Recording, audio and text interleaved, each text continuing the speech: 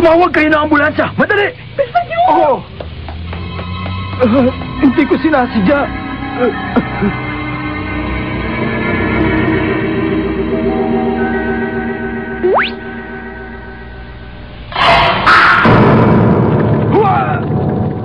Biglaan ang mga pangyayari.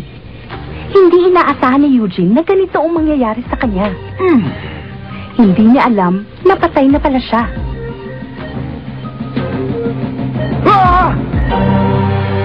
Ang pagpanaw ni Eugene.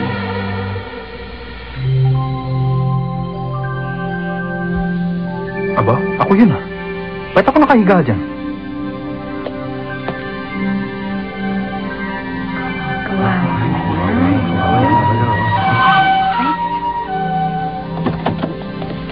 Oh, lumabi kayo! Dito ako sa isa. Ligtas tong bata at may konting galos lang. Dalihin na natin to. Oo. Sandali. Saan niyo ba ako dadalhin? Tara, kailangan natin dalhin siya kaagad. Ha? Teka! Sandali! Saan niyo ako dadalhin? Nandito ako sa likod niyo! Ano ba? Ayaw niyo makinig, ha?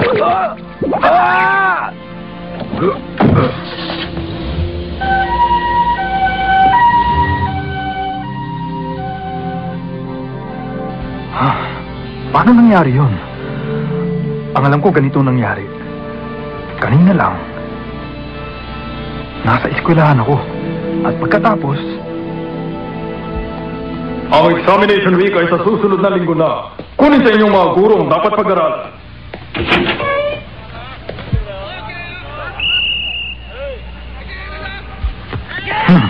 Ayoko nga. Anong ginagawa mo dyan?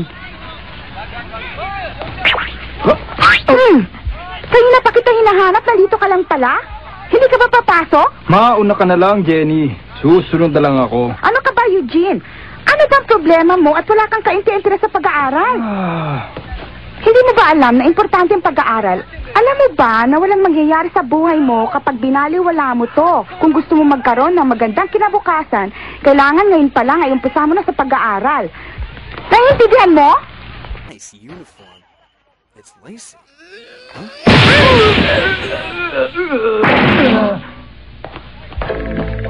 Ang hirap mong kausap! Ayaw makinig sa akin!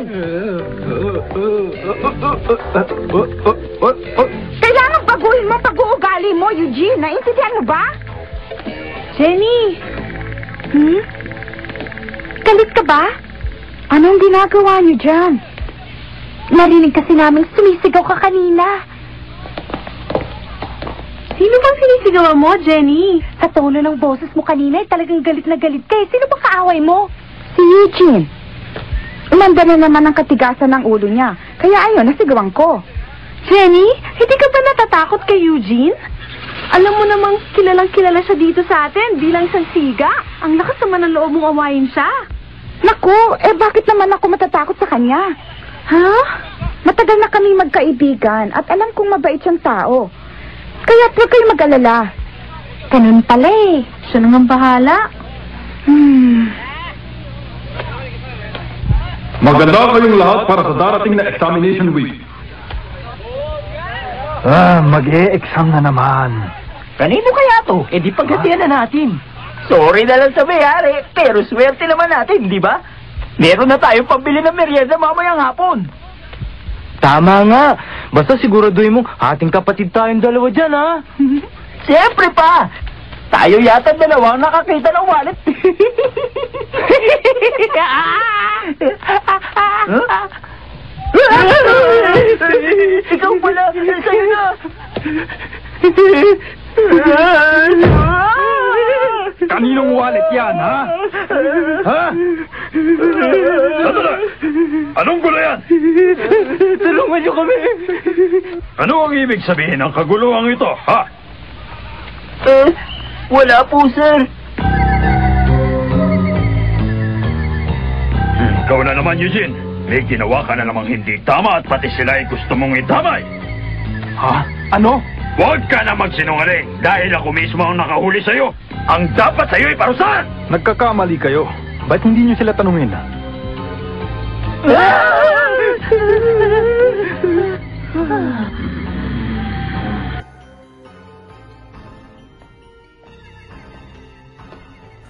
Give me a break.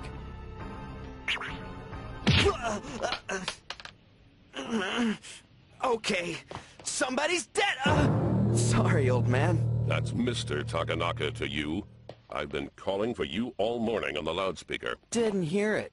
Guess it mustn't be so loud after all, huh? I couldn't help but notice you were leaving us. Yeah? I got kicked out. Is that a fact, my good man? I wonder why. Perhaps we should discuss it in my office then. Dala-dala. Oh? Nagulat kayo, no? Ayoko nang pumasok. Uuwi na ako. Bumalik ka dito, Eugene! Lahat na lang ng ginagawa ko mali. Wala na akong ginawang tama. Lagi na lang akong masama. Lagi na lang ako ang napapagalitan.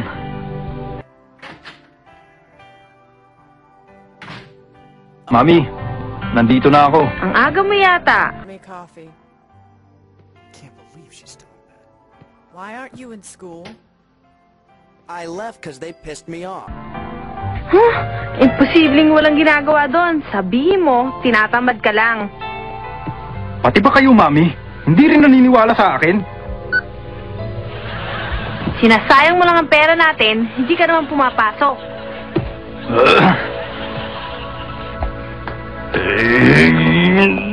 Ako na naman ang nakita. Problema na naman ako. Ano ba yan?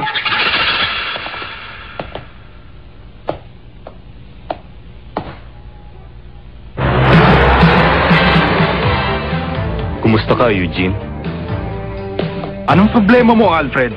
May kailangan ka ba? Kung iniisip mo lahat ng kaklase natin ay takot sa'yo, ibahin mo ko. Wala sa akin yung pagigisiga mo. Naintindihan mo ba? Hindi ako takot sa'yo. Matapang ka rin pala, ano? Gusto mo akong subukan?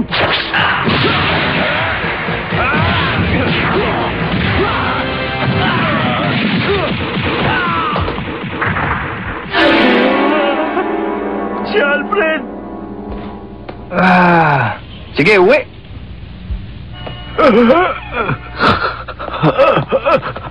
Ano, Alfred? Kaya mo bang lumakad? O bubuhatin ka na namin, ha? Mabuti pa kaya siguro tumawag na tayo ng ambulansya. Hindi! Hindi pa tayo tapos, Eugene.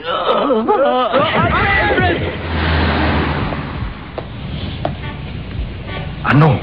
Ano bang kailangan kong gawin para mapuri naman ako?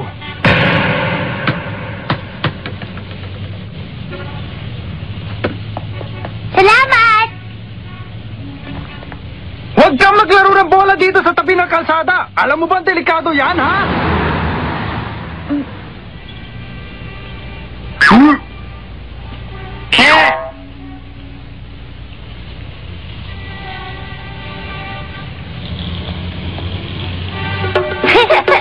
Ang galing! Ang galing niya! Kaya mo ito? Ha? Kaya mo? Ha? Sige! Buti pa tong bata. Napapasaya ko. Eto ng bola mo. Sa ibang lugar ka na lang maglaro. Huwag dito sa may kalsada, ha?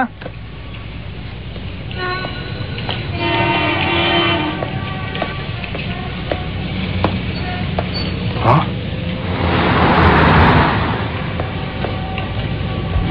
Ang tigas ng ulo ng bata. Sabi nang huwag maglaro sa may kalsada.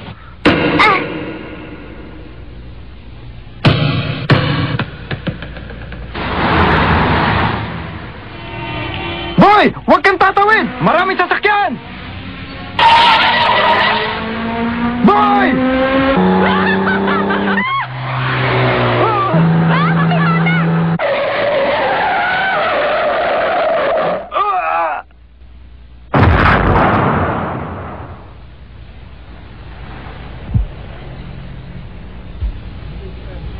Pagtulak ko sa bata, nabundol ako. Patay na pala ako. Ha? Isa na akong kaluluwa? Ano na ang mangyayari sa akin ngayon? Huwag ka nang matakot. Nandito na ako. Oh? Ah! Nandito na ako para tulungan ka.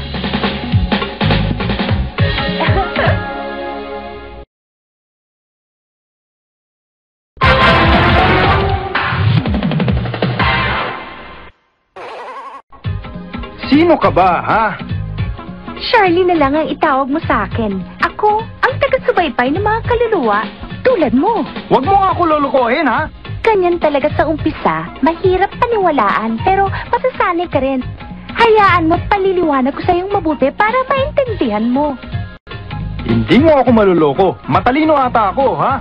Totoo lahat ng sinasabi ko sa'yo, hindi kita niloloko. Kung talagang taga-subaybay ka ng mga kaluluwa, bakit hindi mo patunayan sa akin? Sige nga. Ha? Saka lang ako maniniwala sa mga sinasabi mo. Sige. Kung yan ang gusto mo, madali lang yan. Sandali lang, ha? Eto na. Palagi kang uma-absent sa klase. Meron kang kinuhanan ng laruan nung nasa grade 4 ka pa. Nangopya ka ng assignment at sa exam, palagi kang pinagmumula ng away. Madalas ka pang magsinungaling. Pati si Jenny, inaaway mo. Paano mo nalaman yan? Akin na! Oh, sige na nga. Alam mo na rin ang pangyayari sa buhay ko. Hindi pa rin ako naniniwala. Iniligtas mo ang isang bata.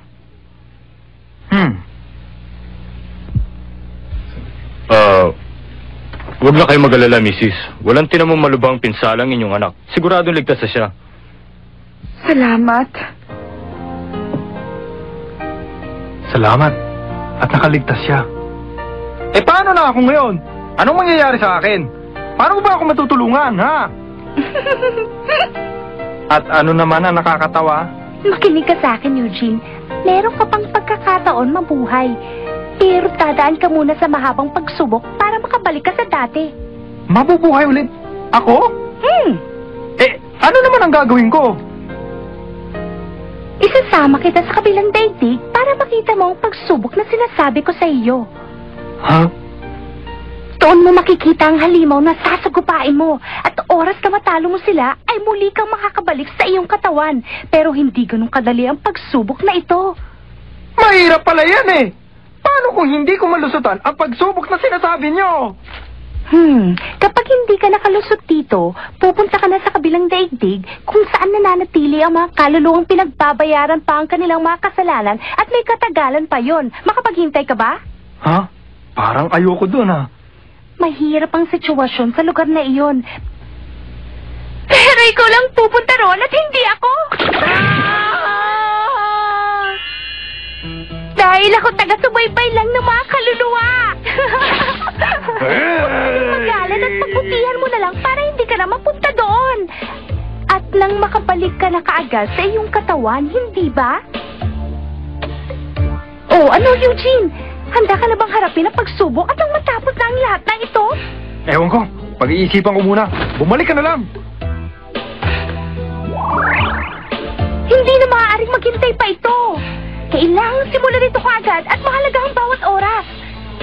Nakikinig ka ba sa akin, Eugene, ha? Tama. Ha? Pupunta muna ako sa amin. Titingnan ko muna kung ano na ang nangyayari sa bahay namin. Ano? Papasyalan ko rin ang eskwelahan namin. At pupunta na rin ako sa iba't ibang lugar na hindi ko pa napapasyalan. At nang sa ganoon, malibang naman ako. Okay? Pero Eugene, kailangan gawin mo lang ang sinasabi ko. Bakit ba marunong ka pa sa akin? Sasabihin ko sa'yo pag handa na ako. Tandaan mo, Eugene, na mahalaga ang oras. Kaunting panahon na lang nalalabi sa iyo. Kung gusto mo talagang bumalik, pag-iisipan mo sinabi ko. Oh, saan ka pupunta?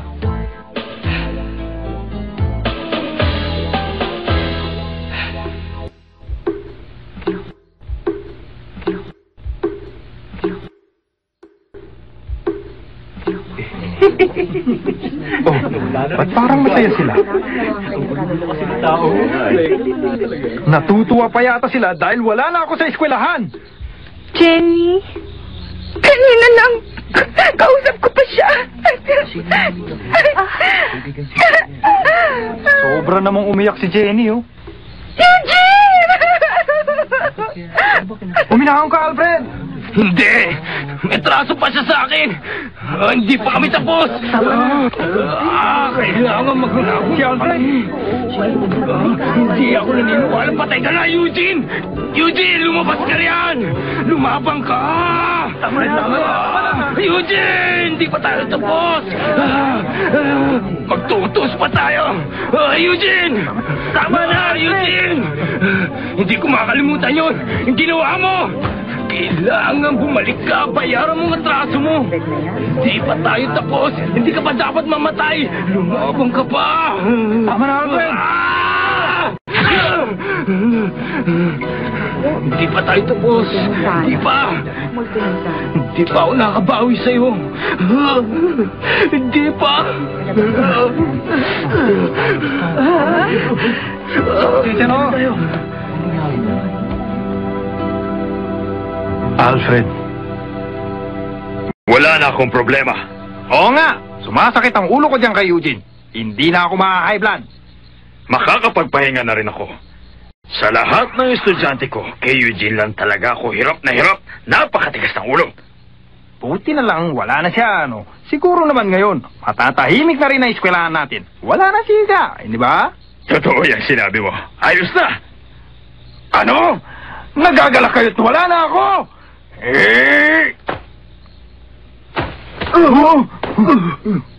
Ano ba naman kayong dalawa? Bigyang galang nyo naman ang magulang ni Eugene at ang mga tao nagluluksa dito. Iba siya.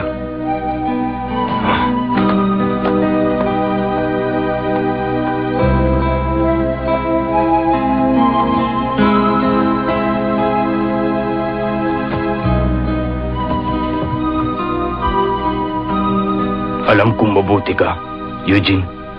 Hindi ka likas sa masama. Naging maikli ang panahon para sa'yo. Hindi na nahintay ang iyong pagbabago. At hindi kita natulungan. Eugene, patawarin mo ko. Patawarin mo ko. Hindi kita natulungan, Eugene. Pagkakamali ko to. Eugene. Ha?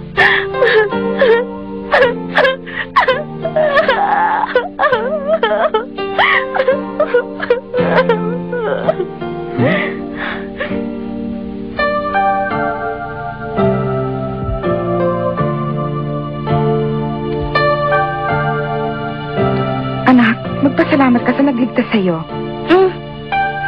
Kuya, maraming salamat sa iyo.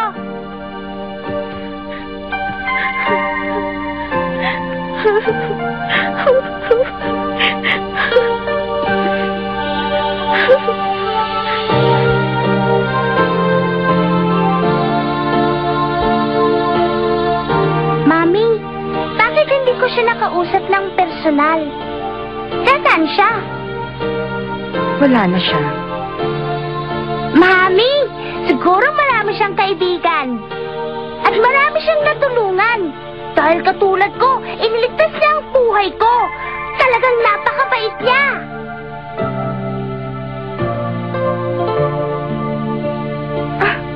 Anak.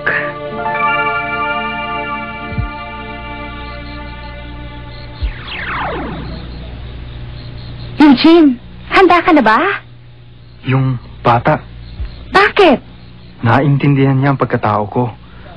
Mahalaga pala ako, di ba? Kailangan ka talagang sumama sa akin. Handa ka na ba? Oo. Oh! Oh, sige! Tayo na!